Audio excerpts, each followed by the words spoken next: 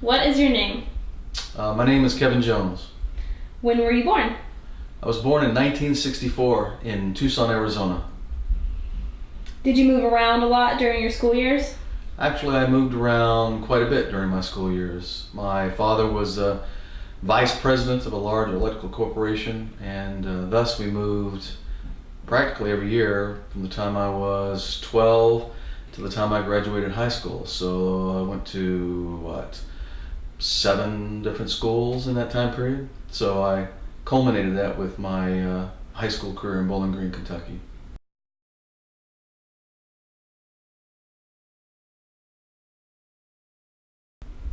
Fantastic. And where did you go to school? What were the places that you moved around to?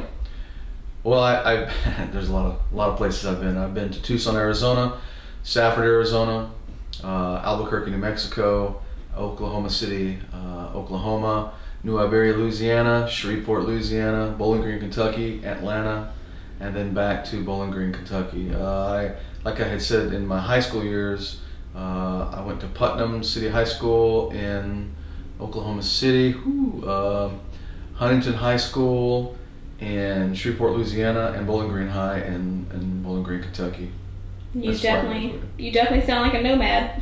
I'm definitely a nomad. So when you were in school, your grade school years, what subjects would you say were your favorite? My favorite subjects were history. I loved history, still love history. I love science, meteorology specifically, climatology, some paleontology classes. There weren't very many of those in high school those days. But I would say those were my favorite classes in high school. Now, would you consider yourself a good student? I was not a very good student. I spent most of my time playing sports, football, baseball, some basketball until Shorty here stopped growing, golf, and then I like to engage a lot with the ladies. So unfortunately, I didn't spend a lot of time focusing on my studies. It wasn't until my senior year that I became a much better student, and thus it delayed my college career just a little bit. Now, since it was your senior year that you kind of picked everything back up, what did you happen to have a favorite teacher or a teacher that actually helped you get your kind of life back on track that last year? No, not really. In high school, it was basically self-motivational. It was basically the fear of not graduating. My counselor told me, Kevin, you're a very bright student. However, you're not applying yourself, which I'm sure is the case in the majority of teenagers. But once she told me that, I applied myself that senior year. I had no problems from that point on.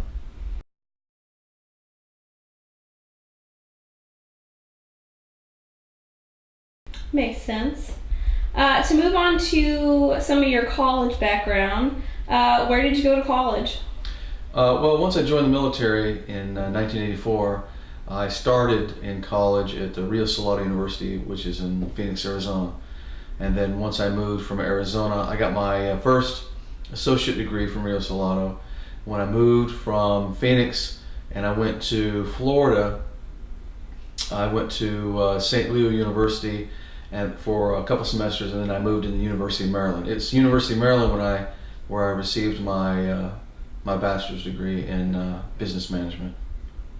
Fantastic. And did you have any minors to your major? My first minor was psychology. Actually, that was my first major, but it ended up being a minor. So I actually had 2 minors, one in history and one in psychology. The history minor was supposed to be a double major. I was supposed to graduate with 2 bachelor's degrees, but University of Maryland was decided at the last moment in my senior year to change the catalog and not grandfather the seniors in. So it added about 5 classes to to the total of what I had to graduate. So being headstrong and stubborn, I decided I didn't want to do those 5 classes, and I decided to focus on business management. I wasn't sure how much I was going to use history anyway. I was really engaged in business. Long term, when I got my master's degree in training, in curriculum development and training, it kept that business. It fit really well in the business field, and now I'm pursuing a doctorate degree in business as well. So it kind of tied together better in history. Although I'd rather teach history though. So, what was your goal for a career? Even though, like you said, you went into military early on. Well, I joined the military when I was 19. At the time, the purpose was simply to further an education and I had a family at a very young age, so I had to support them. But once I got in the military, I found out I was very good at it. It matched my aggressive personality. So I stayed in the military for 22 years, but while I was in the military, and although I was on a business track, sometime when I was in Holland, which was probably my 12, 13 year point, one of the members who was the NCOIC of training, his son was killed in a car accident, and he had to go back to the States. Well, they had asked me to take over. From there, I found that I was actually good in training, and they sent me to several courses, and from that training I became a professional military instructor, in which I taught military history, regulatory guidance, several classes in professional military education. So I actually became a teacher, although it was in the military, somewhere in the middle 90s. And once I became a teacher, I realized I really enjoyed engaging with people. I love that dynamic discussion. It really stimulated me. It was then that I realized that I really would like to be a teacher at some point. A professor, actually.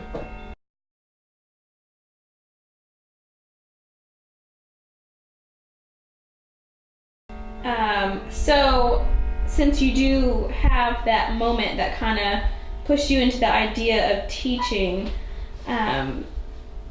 what would you say would you actually prefer to teach? Is it what you've been teaching? Is there any other subject that you prefer to teach? Well, what I prefer to teach is history. Unfortunately, I have to go back and get my bachelor's and maybe even my master's in history. However, I still enjoy business. I've got a lot of business experience, a very rich background in all sorts of different types of businesses. So I would say, although I prefer to teach history, I think I'm very suited to teach business. Now, how did you go about obtaining your goal of teaching once you realized that that was something that you were interested in? Actually, it was during my master's program. I had a 2 years program.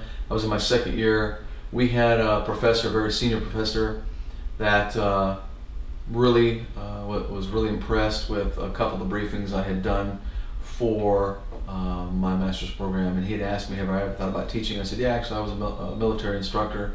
I'm a trainer. And he goes, oh, it would suit fine. The campus was looking for young teachers once they graduated, so he asked me for my resume, put that in. The moment I graduated, I was an adjunct faculty member for the university for 7 years.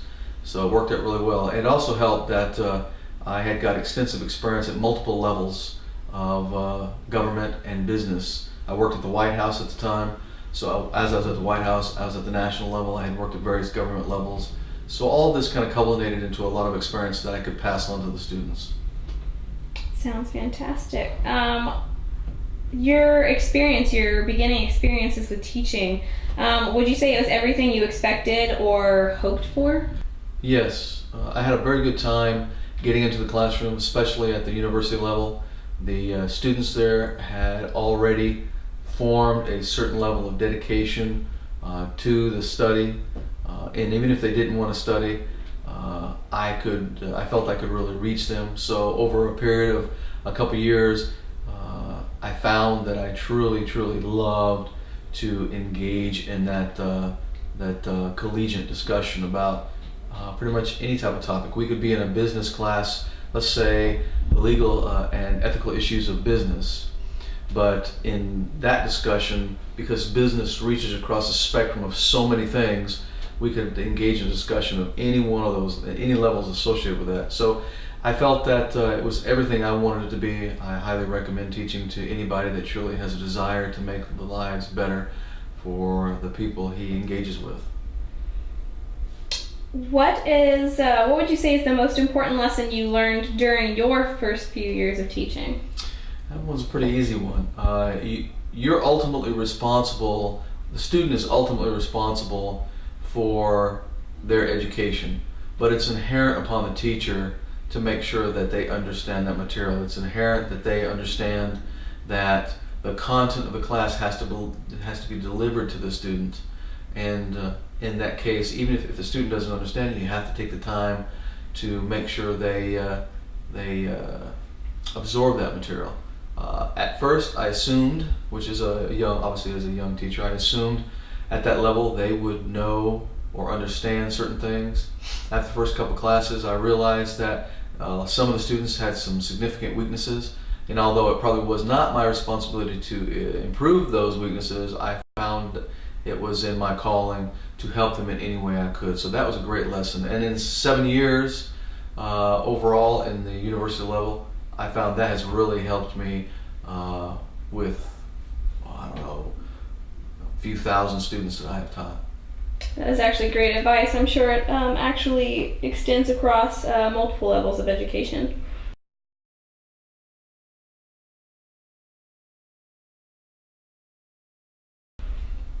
So currently, what are you doing in the field of teaching? Well, currently, I'm not doing a whole lot in the field of teaching. I'm finishing my doctorate program. I'm currently working, I'm a senior consultant to the government. So between the consulting business and my doctoral studies, I don't do a lot of teaching. I'll do some consulting on the side in education, but outside that, really nothing. Now, once I finish my degree, I've already got offers from a couple different universities, so I'll be engaging with them, and then sometime in the next few years I'll make the transition from an adjunct professor to a full-time professor. Well, that's fantastic. I hope that works out well for you. Me too. What are some of the most memorable moments in your teaching career, or a couple that you can think of? Memorable moments. If any. I guess you could say there's some good and bad moments, I guess. My very first class, my eyes were opened to everybody in college probably doesn't belong in college. I had a student that really didn't really want to work, and to avoid work, she would bring her baby into class and breastfeed the baby right there in class. Which made it difficult for everybody else to focus on their studies.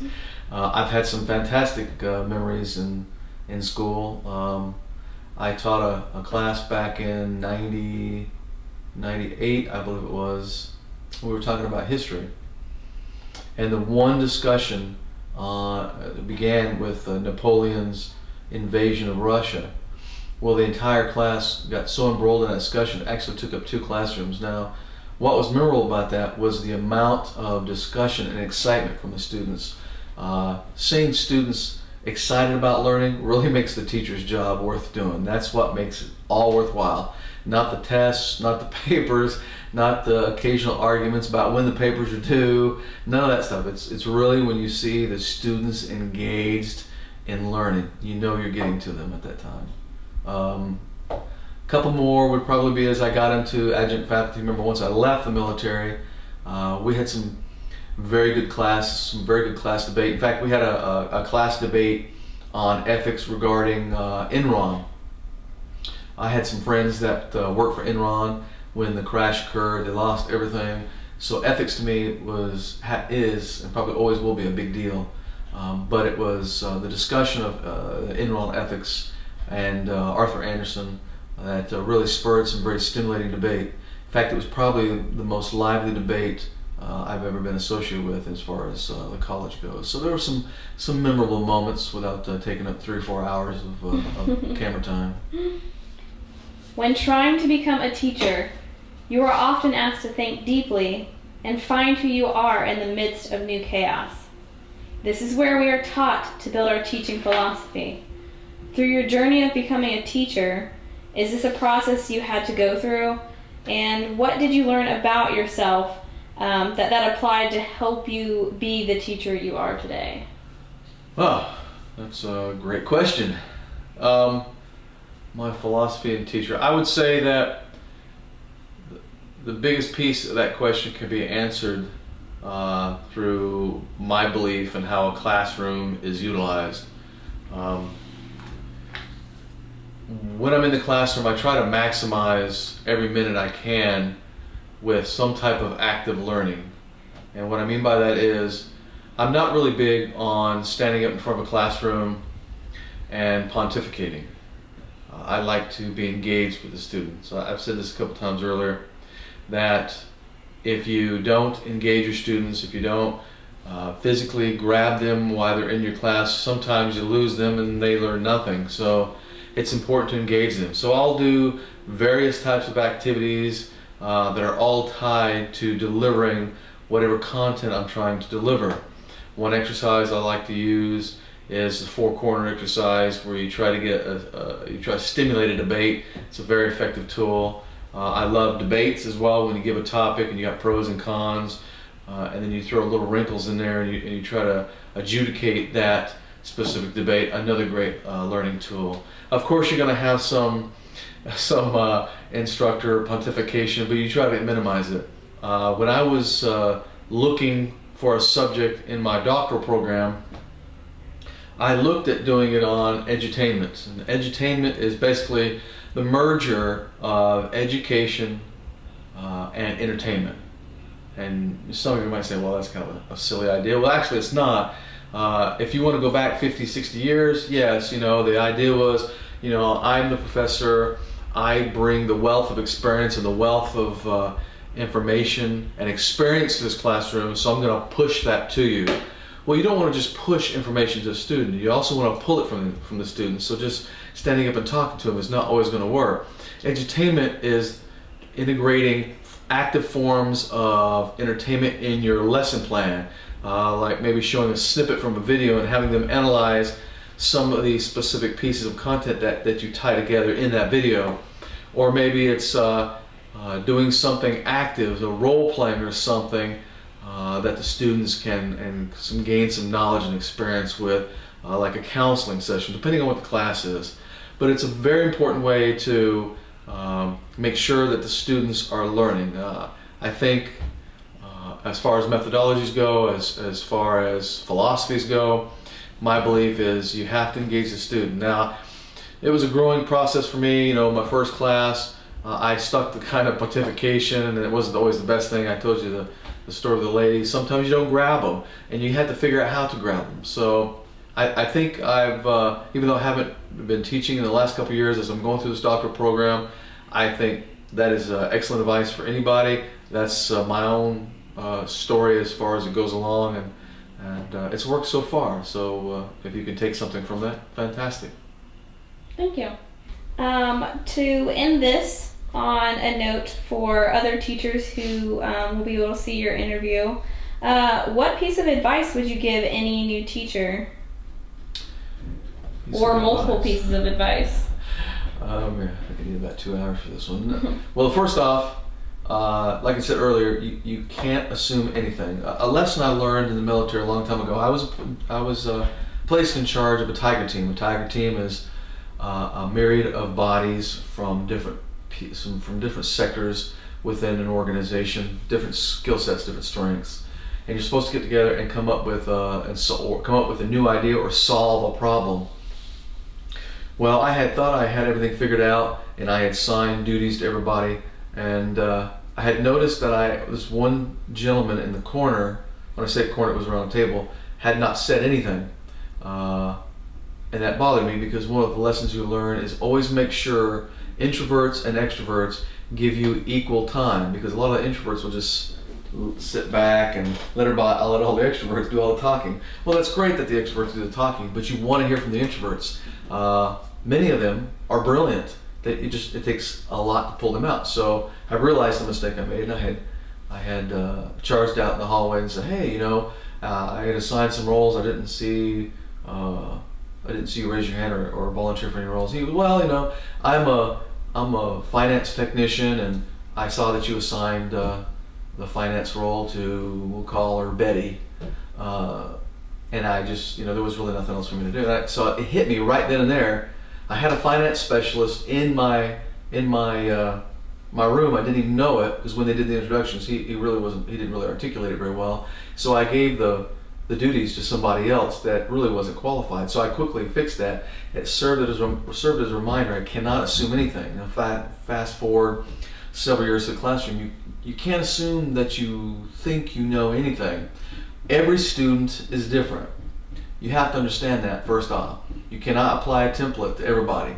Everybody learns at different levels as well. Not to mention the fact that you have graduate students and undergraduate students who both learn in separate manners. I mean, undergraduates do one thing and graduate students do another. So trying to apply a template is very difficult.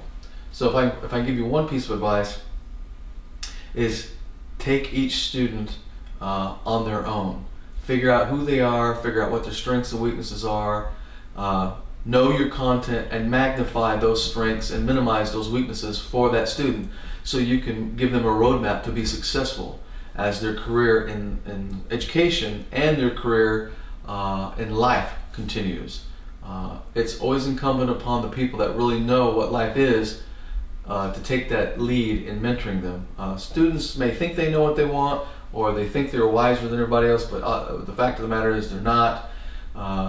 Teachers were normally older than the students. We've been around the block a few times, and we've had some lived experiences. In my doctoral study, I've done a study in phenomenology. It's basically trying to understand the lived experiences of people.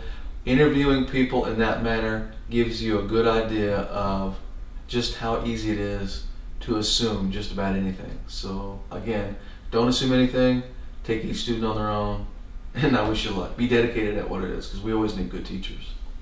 And thank you for your time.